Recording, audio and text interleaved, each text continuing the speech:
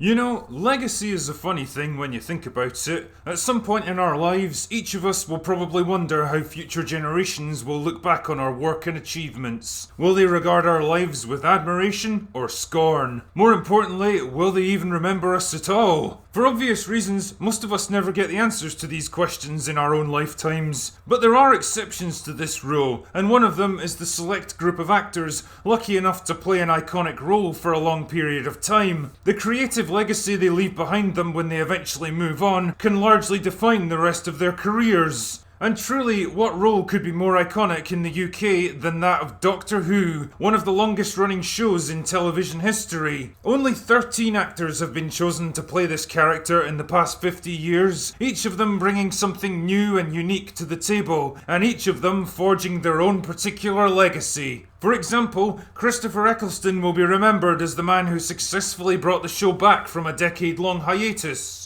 David Tennant invested the character with new energy and passion, elevating the show to the very peak of its popularity. Matt Smith largely maintained this success for the next few years before moving on, while Peter Capaldi will be remembered as a talented actor who inherited a show on the decline, dutifully doing his best with what he had before being unceremoniously pushed out the door in favour of someone more diverse.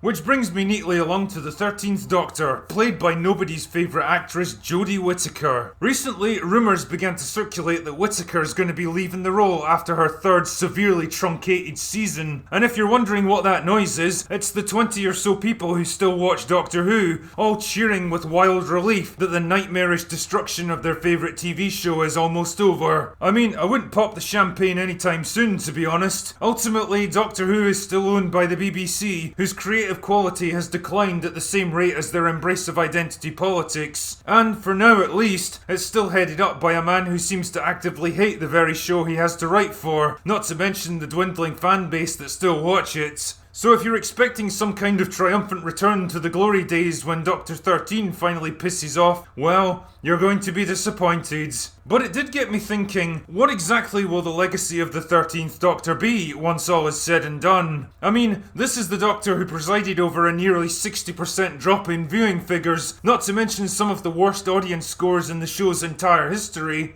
Oops. So what the hell happened? Where did it all go wrong? Well, for a start, they hired a showrunner who absolutely shouldn't have been allowed within 100 miles of a Doctor Who writing room. Chris Chibnall pretty much exemplifies everything wrong with the modern BBC. He's a man of modest talent with only a passing knowledge of the show he's supposed to be running, who seems to view every creative endeavour as a chance to shove as many progressive intersectional lectures down his audience's throat as possible. Things might still have worked out if only he'd been supported by a strong writing team with deep knowledge and passion for the show. Unfortunately, what we got instead was a motley crew of mostly talentless nobodies, hired because they ticked the right demographic box and spouted the correct political opinions. And shit man, did they love their politics. Especially politics rooted in present-day social justice movements. Doctor Who fans were used to their show exploring the furthest reaches of time and space, introducing outlandish races of aliens, reality-defying technology, and strange new cultures. Instead, they now found themselves in 1950s America, or 1940s India, or fucking present-day Sheffield. Whoa there, you crazy guys, calm down with that out-of-control creativity. Oops.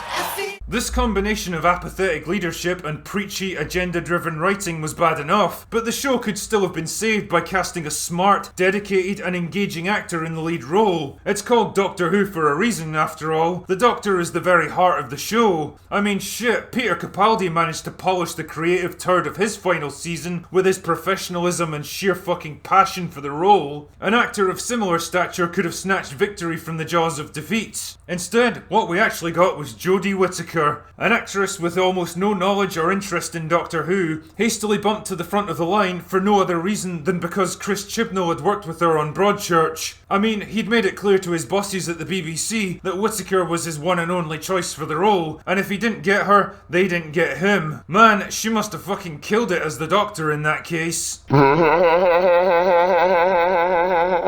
Actually, the only thing she did kill was the show's popularity. The thing is, I'm not entirely unsympathetic to Whittaker's situation here. Peter Capaldi was always going to be a hard act to follow, and being the first female actor to play such an iconic and distinctly male character was an even tougher prospect. There was inevitably going to be skepticism from the fan base, and accusations that Whittaker was just another untalented diversity hire by an increasingly partisan organisation that cared more about filling quotas and lecturing its audience on the evils of modern society than actually providing quality entertainment. But the thing is, she could have silenced her critics pretty quickly and effectively by doing some really simple stuff, such as being humble and grateful to have landed such a prestigious role, expressing her admiration and respect towards the history of the show, reassuring the fans that her one and only priority was to deliver the best and most entertaining performance possible. I mean, it's not exactly rocket science here. All people really want to know is that you'll take your job seriously, respect the show, and try not to fuck it up. Instead, when she embarked on the usual stream of puff-piece interviews, pretty quickly a theme began to emerge, with statements like this.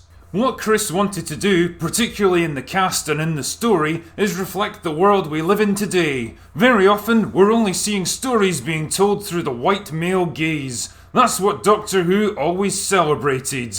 Nice one, Jodie. What a way to ingratiate yourself with the fan base, by insulting everything and everyone that came before you, and trying to cast yourself as some kind of divine saviour that's going to lift the show out of the festering mire of sexism and misogyny it's been trapped in for half a century. You go, girl. Then came a string of other embarrassing admissions, like how she refused to do any research on the show or study the portrayal of the character by other actors because she couldn't be arsed.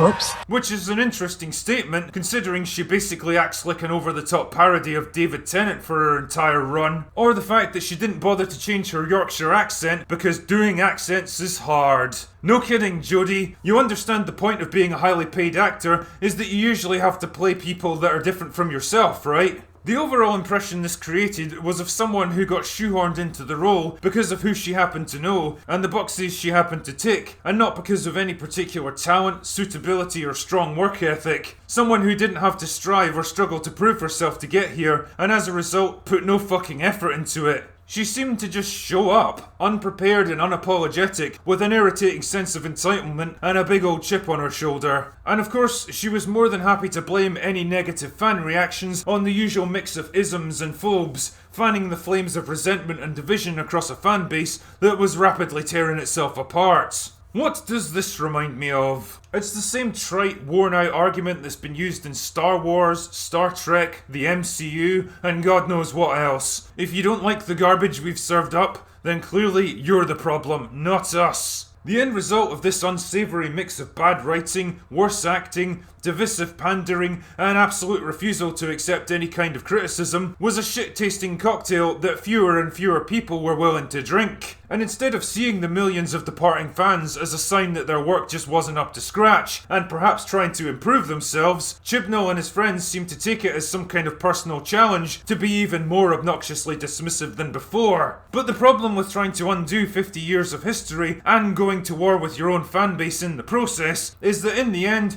the only real loser is the show itself. Doctor Who, once a staple of British TV, and even a big player on the other side of the pond, has become a kind of tragic joke without a punchline. Just another casualty in the endless war for our cultural heritage. And I guess that's the real legacy of the 13th Doctor. A scorched earth, abandoned and mocked by everyone, and destined to be consigned to the flaming dumpster of history. Well, if that's the case, then I hope you're happy with your prize, you dicks. Anyway, that's all I've got for today. Go away now.